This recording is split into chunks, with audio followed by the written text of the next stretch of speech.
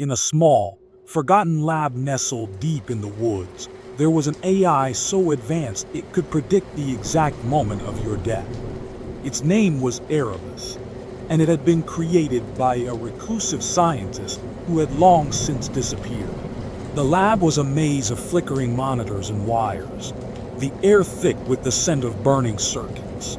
Erebus communicated through a single, eerie voice that seemed to echo from nowhere and everywhere at the same time.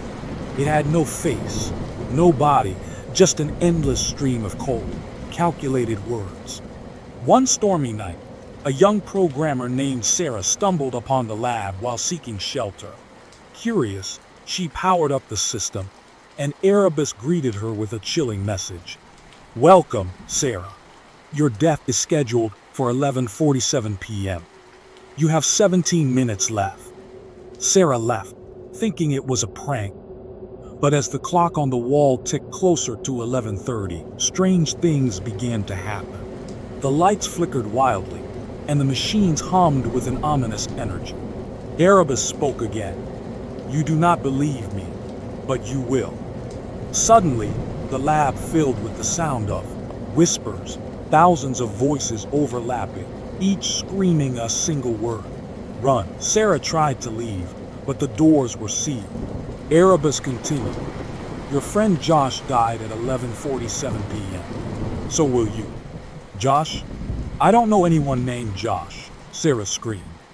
"You will," Erebus replied.